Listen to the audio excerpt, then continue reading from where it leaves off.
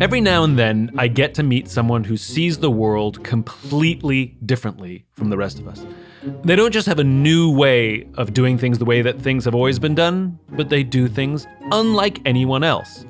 Matthew Barzun is one of those people. He saw the power of the internet pretty early on. He also saw the power of small donations in politics pretty early on. He was also the US ambassador to Sweden and Great Britain and saw things that others weren't seeing. This is what I love about Matthew. He thinks differently. This is a bit of optimism. A few years ago, in partnership with Penguin Books, I started my own imprint called Optimism Press. And unlike most imprints, which are usually verticals, they're based on a subject. They do cookbooks, they do business books. I wanted to publish the people and ideas that I had met on my travels that I believed contributed to the greater good. I have this vision of a world that does not yet exist, a world in which the vast majority of people wake up every single morning inspired, feel safe wherever they are, and end the day fulfilled by the work that they do. And I wanted to publish the people and ideas that I believe took us a little closer to that ideal. I published a book called How to Make Plants Love You, which is really a metaphor for how to treat people. I published a book all about trust. And now what I'm so excited is I get to publish your book, The Power of Giving Away Power, by Matthew Barzun. How does that sound? That's really good. That's really good. Because when you and I met, I was just astonished by how you defer to others. I watched it happen. I remember the first time we ever met, when you were ambassador to the Court of St. James and U.S. ambassador to Great Britain, I got to have a meeting with you and your staff at the embassy. And I've had meetings with people before who are in positions of authority or positions of power, and they own the room. And you didn't. You deferred to everyone in the room. And I was blown away by that. What is the power of giving away power, and where did you learn that? I've just sort of been a witness to this distinct kind of leadership in the course of my life thus far, and watched how people give away power. It's not sharing power, because I think sharing power sort of fundamentally is about division. It's like taking a finite amount of it and then dividing it up. The leaders that inspired me, they created power. Tell me a story that helps me understand, helps me see what the power of giving away power looks like. It's 2006, and Senator Obama comes to visit my adopted hometown of Louisville, Kentucky. And we do a big rally, and we didn't know how many people would show up, but 5,000 people showed up. And there was a spare hour, and I just figured he'd want to go catch up on his BlackBerry with his senatorial work. But he said, hey, no, were there any Republican or independent friends you have from town who didn't come to the rally? And I said, sure. He's like, I'd love to just talk to them. So I call around, we get a group around the table, and Senator Obama doesn't say much. He really just sort of asks people about their hopes and fears for the country. They go around. And at the end, everyone said, what an amazing discussion, what a great speaker he is. And I noted that he hadn't really said much. And one of the people who couldn't make it to that meeting called afterwards and said, wow, did he light up the room? And so I found myself saying, well, yes, the room got lit up, but not in the way I think you might think. He got everyone else to light up, and that's how the room light up. I heard a statistic from Jack Daly, the famous sales coach, that a bad salesperson will ask 7 questions on average per sales call, whereas a good salesperson will ask 32 questions per sales call. And when you give the other person the chance to talk, I remember like a job interview where I asked more questions than they asked me, and they thought it went fantastic, but they did all the talking. And it's really an amazing thing when you give someone the power to speak, to be heard, how grateful they are to you. I saw you give a little presentation to some junior folks at the embassy that I loved, where you make this point. We know that top-down leadership doesn't work, the command and control, do as I say, I'm the boss. And there's sort of already a movement against that form of leadership, which we know. And the buzzword is bottom up. And what you so eloquently pointed out is it's still a triangle. Is it still highly structured, whether you're going up the pyramid or down the pyramid? Same shape, different direction. And if you really want to change the way leadership looks and sounds to drive innovation and trust, you throw the pyramid out entirely because people freak out, right? Because I think if you throw the structure of the pyramid out, the only alternative is chaos. Well, yeah. And when we first met in London, David Brooks, whose columns I love, talking about the world at the time, said it's like a hierarchy with its head cut off. And then he said it's a swarm.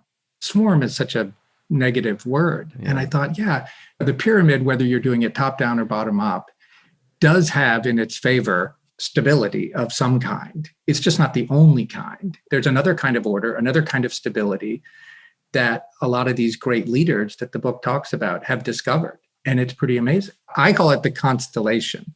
So you have pyramid thinking, which is up, down, in, out, that kind of way. Constellation thinking and the constellation mindset says, hey, look, we are each our own star, and we look at other people as other stars, and we can choose to connect with them to make useful patterns.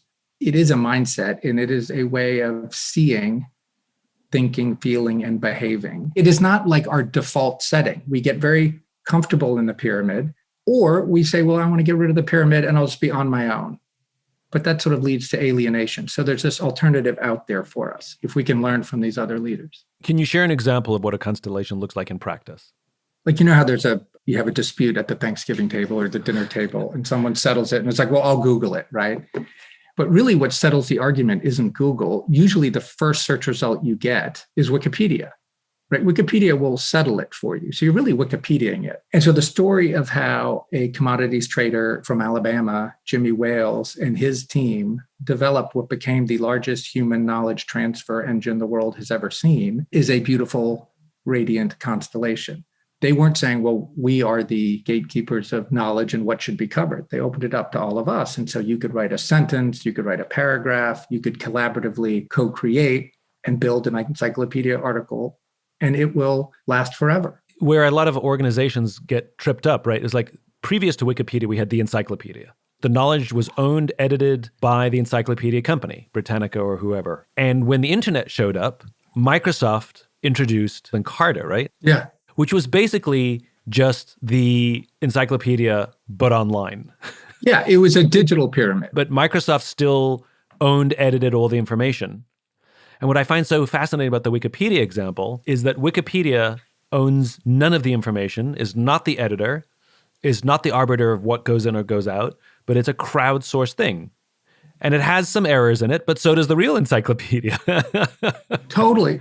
And what's interesting at the time, you mentioned Encarta, it was on its way to be the richest company in the world. They could see the power of hyperlinking. They could see the power of video compression. They could see the power of all sorts of things. There is one kind of power they couldn't see, which is the power in you and me. What I love is that clearly this thinking has evolved from your own experience, and your career has been remarkable. You were an entrepreneur and a business leader. Prior to you, the way that political donations were given was people would give the max, and politicians thought you'd try and get the max from as many people as possible. And that's what Hillary Clinton's campaign was doing back in the day. And then you were one of the people who said, hold on, if we get $10 donations from a lot of people, that's more money than $2,500 donations from a few people, and which is now the standard of political fundraising today, micro donations. And you were a part of the group that invented that. If my memory serves, it came in partially because you're an introvert. When you were told to go fundraise, totally, you were like, I don't really want to go talk to people and hit them up for money, but what I can do is throw a party. I think the idea of small donations wasn't particularly new. Normally what you do is you get $10 donations late in the game by email, mass email. And I was like, you wouldn't wait to field organize till the last minute, would you? That'd be kind of dumb. You start early. And I was like, this is a farming exercise, like plant seeds, cultivate early. If you wait till late, it becomes a hunting exercise. And all the language of fundraising, which I found so abhorrent, not only because I'm an introvert, but because I have become allergic to pyramid thinking, like target list, snagging someone, hooking them. It's all hunting and fishing metaphors. And the math of hunting is if you aim, and here I am in Kentucky, so I'll use deer hunting, which may appeal to some and not to others. But others off, so forgive me. But if there's, 10 deer standing under a tree and you're up in a tree stand and you shoot at one, best case you get one, 9 run away. Whereas if you're planting seeds, which is what we try to do with these low dollar fundraisers, once people have invested, they're probably going to want to invest again. They're going to want others to invest, and you get that kind of good math, constellation math. I love this. And I want to underscore this because I think it's such a great point. Because I think so much of what we do looks a lot more like hunting, like in business, than it does like farming. Some of the reasons are because we have pressures to do things on certain days by certain times. It's, go out and get this, bring me back the results, as opposed to farming, which is a little more like, I'm not 100% sure when we will get our crop. I know it's approximately in this time frame, the harvest, but I don't know the day. Where a hunt, I can go out today and I can bag me something. And that's it. And so fundamentally, this is about how we manage uncertainty. Yeah. And the pyramid mindset tries to factor it out. And so it picks a set goal and it works its way backwards. And I actually think that's a backwards way of working. The constellation way, sure, look, it has goals and things it would like to achieve, but it is open-ended and it just sort of embraces uncertainty at the core. This is fundamentally infinite thinking. Totally. And it's amazing how many organizations attempt to be hunters, and they're so happy when they bag that one deer. Then when it's eaten, it's over, and you have to go out and hunt again. Where farming is a process rather than an event. Farming is an ongoing thing that and that's how business should be. That's how politics should be. I love thinking of these things as process rather than events. And Dr. Karst talked about it. He liked to think of it as play.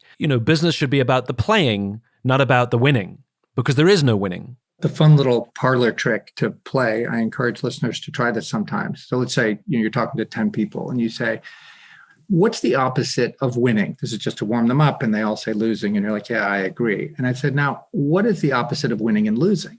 From my deeply imprecise and unscientific method of having asked 1,000 people this question, 9 out of 10 of us will basically say, I don't know, not playing, sitting it out. Mm-hmm. 1 in 10 will say, to your point earlier, playing, loving, laughing, learning, all the verbs that we actually value in life. But it's so quick that if we present it that way, which is the pyramid way, not winning and losing is nothing.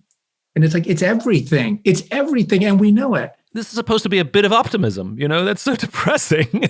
No, I think it's depressing that 9 out of 10 people, when challenged with the question, what's the opposite of winning and losing? The answer is not playing, sitting out of the game, being a spectator. Whereas the reality of not winning or losing, as you said, it's the joy of play, it's the laughing, it's Lego versus baseball. Totally. The reason I find it optimistic and not depressing is that if you look at the facial expressions of the 9 out of 10 of us who say not playing, once someone says playing, their shoulders drop a little bit and they're like, oh, right. Like, you don't win a marriage, you could lose one. So it starts an interesting conversation. The reason bottom up feels good for a second, it's really no better than top down, but its fatal flaw is you are either thinking of yourself as at the bottom, or worse, you're thinking of other people as at the bottom. And once you have that vision of yourself and others, it's doomed. If you think of yourself as a star and you think of other people as stars and be like, ooh, what could we do together? That is open-ended, optimistic. Let's say that again. The weakness of the pyramid is that as appealing as the bottom sounds, either you see yourself at the bottom or you see somebody else at the bottom. So one is self-deprecating, the other one is judgmental. And in your model of the constellation, if I see myself as a star, confidence, and I see other people as a star, I see value in other people. Yeah, you see value in them. You see power potential in them. And the opportunity is not lift up, push down. The opportunity is partnership and draw lines, which is what the constellations are, right? They're patterns of dots. Totally, which, by the way, are not self-evident, right? This is why it's not depressing to me. Like, Orion's belt isn't obvious. Like, you have to be shown and be like, do you see how those three things make a line? But there is no line. It's a visual leap to choose to see it. And so once you choose to see it, like these constellation leaders did, then we can all learn. We're all capable of seeing, thinking, feeling, and acting this way. So you turned me into an optimist again. What I thought was depressing was that 9 out of 10 people saw not playing as the only alternative when you can't win or lose. And what is optimistic about is it only took one person to say, no, joy, the play, that 9 people went, oh yeah. And so the depressing part is we're all thinking about pyramids and top down and bottom up. And all it takes is one person to say, have you seen this constellation? And everyone goes, oh, yeah. Well, that's right. And it's sort of a lower stakes one is you get people to finish this sentence. Hey, the world isn't black and white. It's multicolored.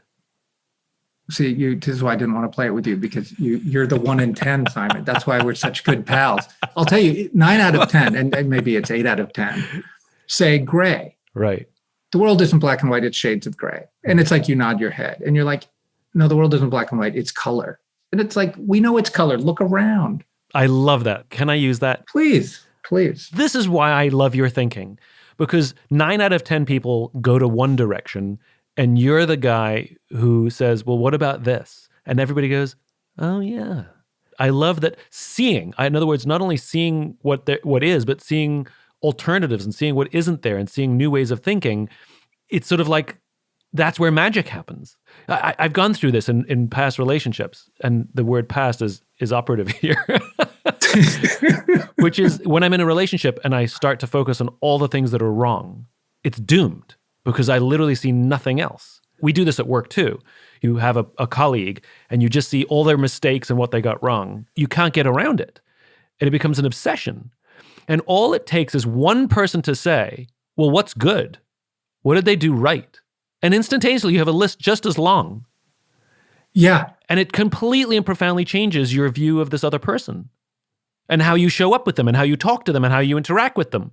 So my wife is trained in art therapy. So I've learned a lot from Brooke, right? Because it's a great trick. And you and I did it that time with the embassy team. But if you get people to draw things as opposed to write things, you learn different things. They kind of open up more. But there's a great thing if you go onto YouTube and you search for GoPro skiing the trees. Mm-hmm. For everyone I offended with hunting metaphors, we'll try to win them back with skiing.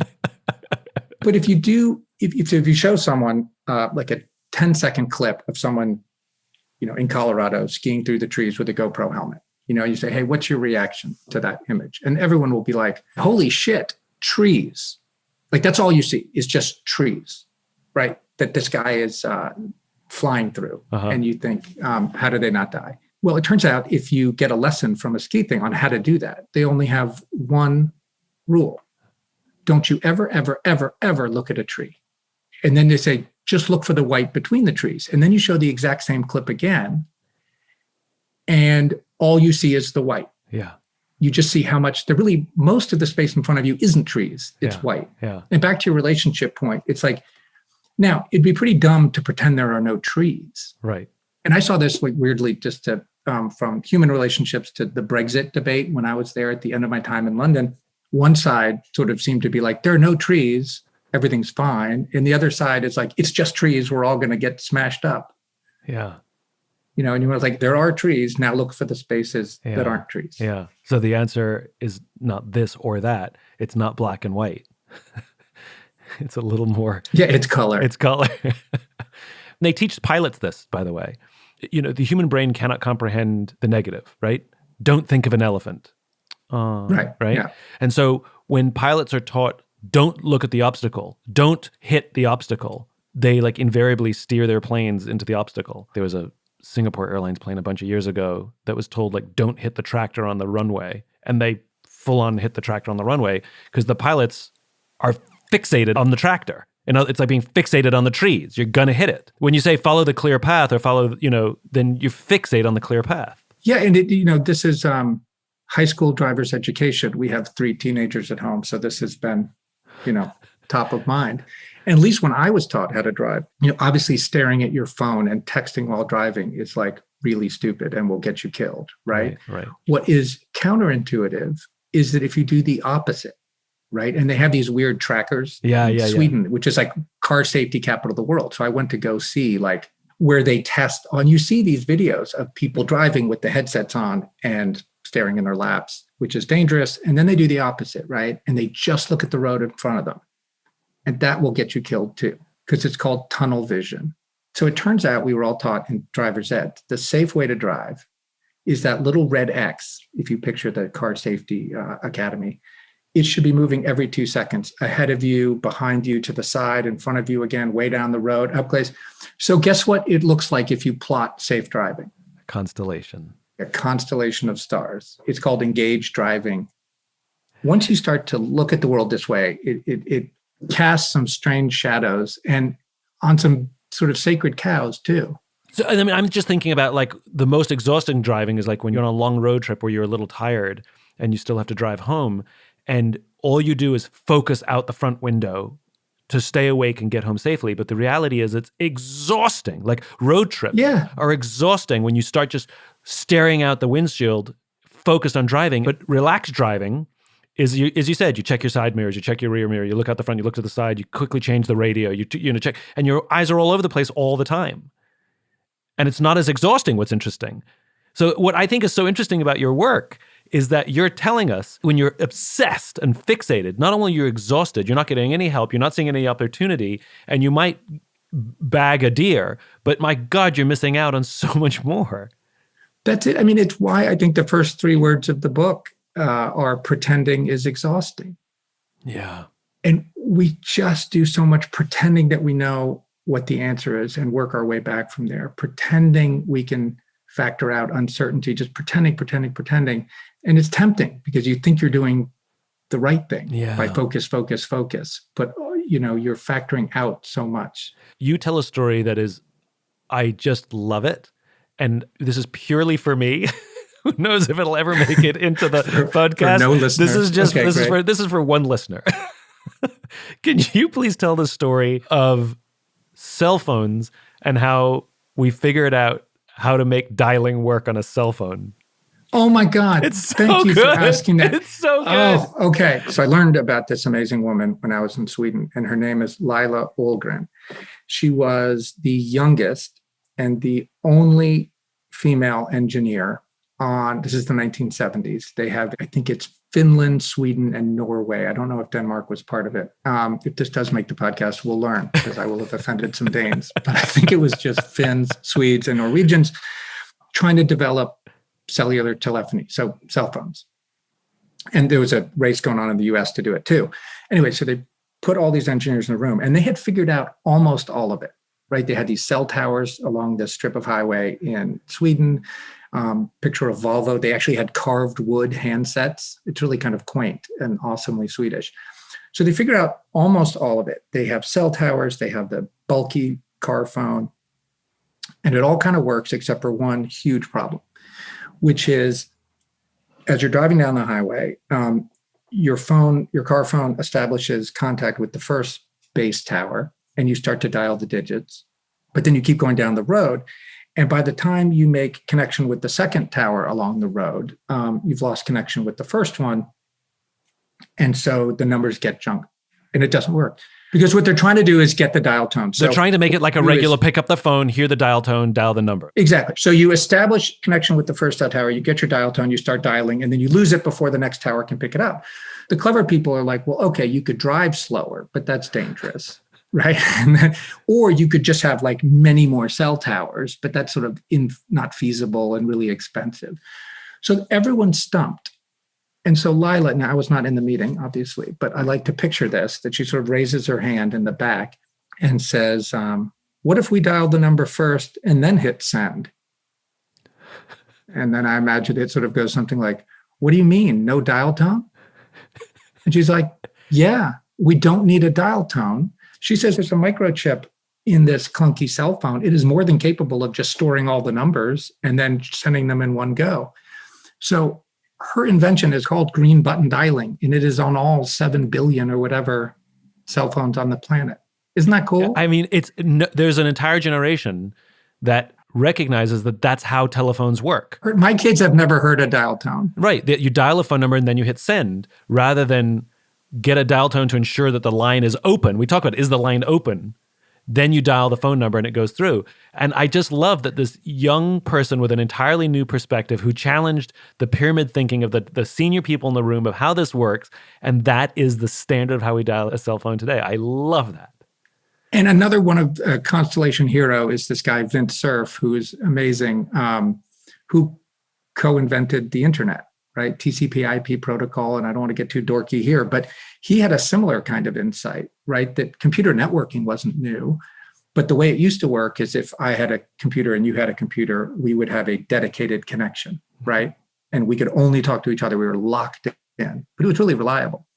And so his innovation, without getting too much into the details, was no, what if we could talk to each other, but there wasn't any fixed connection? We could chop this up into a lot of different pieces, and in the end, guarantee it got assembled. And it was called an unreliable network. I mean, his architecture, so to speak. And it built the most reliable network the world's ever seen by making this sort of leap of unreliability and leap of uncertainty, which is kind of cool. Well, it's making the leap from the fixed pyramid, which is certain. I know the direction it goes. It goes up or down. Yeah. And it's saying we're going to hook computers up like a constellation, where each computer is a star, and that's it. And that's it. Well, and then he describes, and Vint kindly came, like you did, kindly came and just offered his time to the embassy. And when we did our session with him, he's getting all these questions from like activists, and people are rightly concerned back then and now with, wait a minute, how's this internet thing gone? And privacy concerns and surveillance concerns, all that kind of stuff was very much in the news. And he's sort of halfway through and he's answering everyone's questions, but he says, you all tend to talk about the internet like it's one big thing.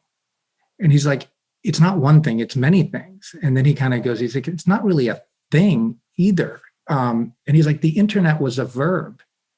Yeah. And I'm like, oh, that's cool. He's like, we used to say, would you internetwork with me? And he said, it was like asking someone to dance.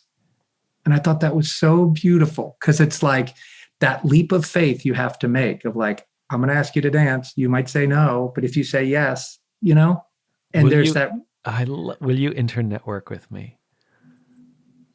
That's poetic. And that's the constellation leap. Let's change tack slightly. You grew up in Massachusetts. Right outside of Boston. I know something about you that I don't think you know that I know. Uh-oh. You were kind of a bit of a loner as a kid, right? You had to take responsibility for yourself at a certain age. I lived alone, which is slightly misleading, and my lovely parents will maybe be listening to this, but my parents got divorced when I was 11. And my favorite place in the world was in Cape Cod, which was my father's family's place. So for understandable reasons, my mother didn't want to go there for the summer after they were divorced. But I was like, well, the divorce, that is your problem. It is not my problem. I am going to go down there. It's my happy place. And so they wonderfully and sort of miraculously said, okay. So Monday through Friday, I would live alone at age 11, and my dad would come down on weekends. That's insane. You're 11. Like I have an 11-year-old niece. I couldn't imagine leaving her in a house by herself for 5 days a week. There were relatives nearby. Do you know what I mean? So it wasn't like, I was not raised by wolves, and it does sort of sound that way, but I did learn a lot. But you did. You made yourself breakfast every day. I learned how to cook. So from the age of 11, 5 out of 7 days, you raised yourself. So that's sort of the story I tell myself. I think if I went back, it's true. And it's slightly it's the story you tell yourself at the same time, like many things. And it actually happened. So I'm a great believer that the solutions we find to the challenges we have when we're kids become our strength as adults. So I was a kid with ADD, and it wasn't a thing back then, so it wasn't diagnosable. I was just hyperactive and couldn't focus and got yelled at, and didn't do my homework, couldn't read a book, wasn't good at paying attention, but had this minor little problem. I had to still get through school. And so at a pretty young age, I learned to ask questions, and I learned to listen to answers, and I learned to ask for help a lot. So I'd go talk to teachers after class and ask them to explain it to me. I'd ask my friends who were smarter than me. And I remember when I got to college, I had to take classes with good professors because I couldn't skip class because I had to listen to the answer. I couldn't just skip class and go read the book and do fine because I couldn't get through the book. I didn't have the focus to read a textbook. Now, as an adult, that was all a survival mechanism, the ability to ask for help. And now as an adult, the ability to ask questions and listen for insight, I've made a career out of it. It was all a survival mechanism. That's where that skill came from. Of the many kind things you've done for me, with me, was when I got my personal Find Your Why with Simon Sinek in the back of a heavily armored ambassadorial car. And the weird thing about this moment, we're driving from our residence to the embassy.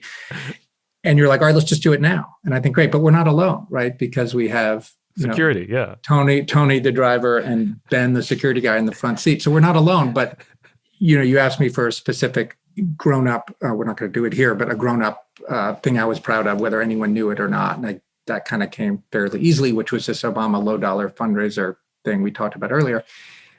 And then the second thing, you're like specific childhood memory, happy childhood memory. Yeah. And it was like the most awkward silence. And I could just feel Ben and Tony in the front being like, man. And then I was like, I had a totally happy childhood. I have a wonderful mother and father and siblings and friends. But I really couldn't. And then I started saying lame ones, and you wouldn't, in that great Simon way. You're like, no, more specific, more specific, more specific. And I was like, this is so painful. We're almost at the embassy. It put me out of my misery. And then finally I had one that met your rigorous standard for specificity and happiness, right, which was teaching sailing. I am probably 13 years old and I'm tiny, like prepubescent, 5 foot nothing. And there's some little 7-8-year-old kid crying his eyes out in this tiny boat. It only fits one person. And the boom is going back and forth and whacking him on the head. And so the older teachers were like, hey, Matthew, you got to go hop in that boat with him and set him straight. So I get off the big boat where the teachers all were, hop into this tiny boat because I fit and wouldn't sink the thing, and just tell the little kid some basic stuff so he could stop crying, stop getting hurt, and go off and sail. And then they picked me up. And you're like, great, perfect, that's all I need. And I was like, I don't get it. And you said, big boat, little boat. And then you said, do me a favor, like at your desk at home, buy a little toy boat, one big, one little, and put them there. So you can't see it here, but right on my table on the other side of the screen is a big boat and a little boat. Because of your ability to sort of go between. To go between. And I sort of need both. I need sort of the big boat with older people, wiser, many of my friends are a lot older than I am because I just love learning from people older. And then being able to sort of hop in the little boat, which is probably why I loved going to sixth form colleges, sort of high school seniors, went to 200 schools, 20,000 kids. And I now know where this comes from. So I knew the insight, but I didn't know the origin story. And the origin story is this you as an 11-year-old and your ability to go between worlds. And it is true. You're an ambassador playing at a very high level. I mean, that's a big job, and you talk to other ambassadors and world leaders.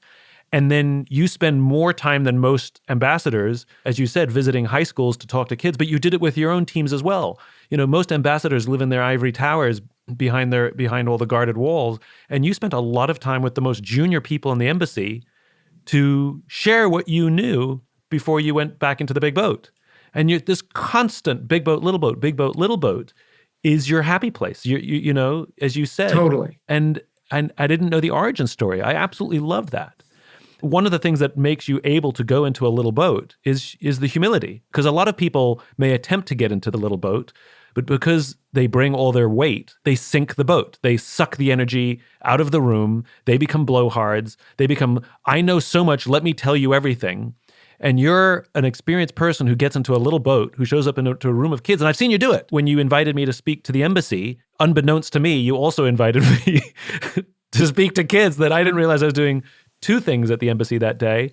But I remember you were there with me, and you didn't like, ladies and gentlemen, Simon, and then you left. You sat there with the kids the whole time, and then you and I answered their questions. But you didn't lecture them.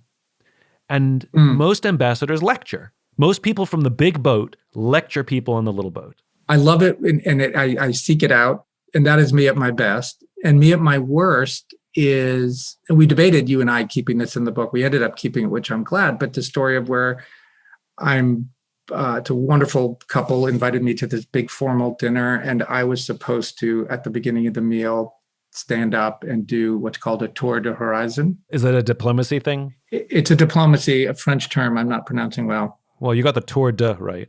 Thank you. Horizon. Tour d'horizon, peut-être. Anyway.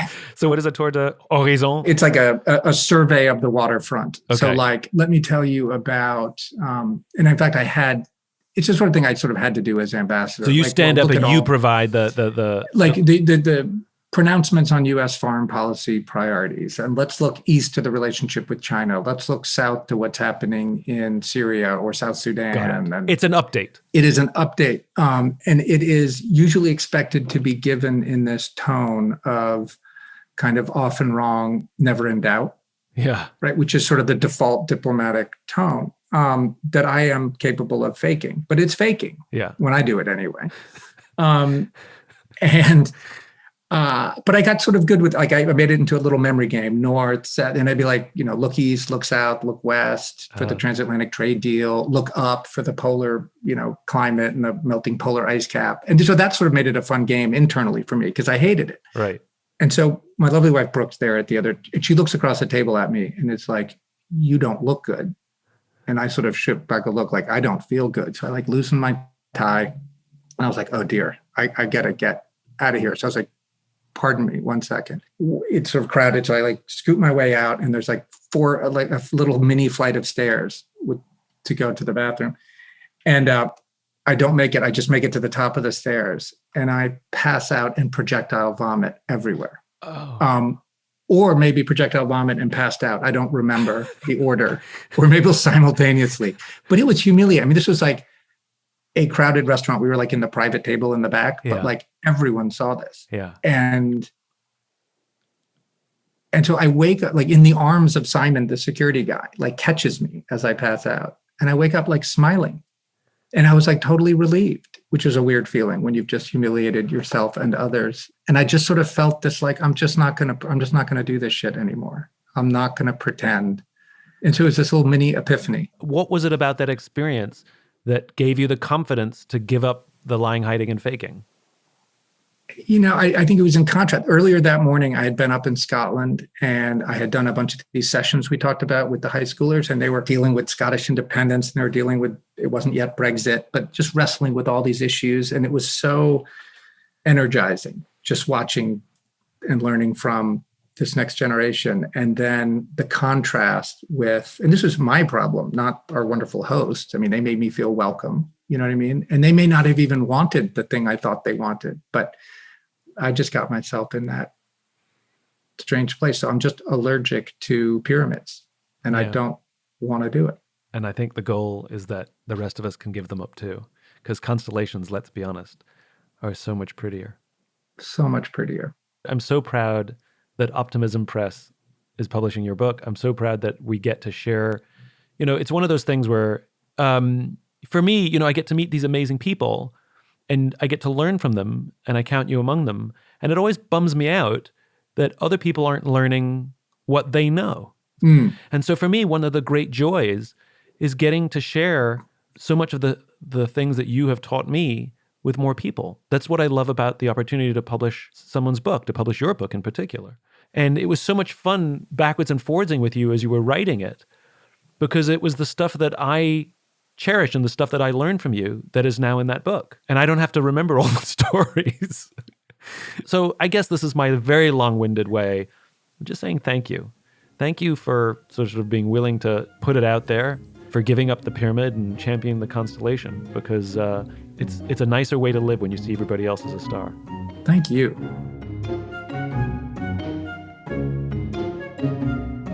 If you enjoyed this podcast and you'd like to hear more, please subscribe wherever you like to listen to podcasts. Until then, take care of yourself, take care of each other.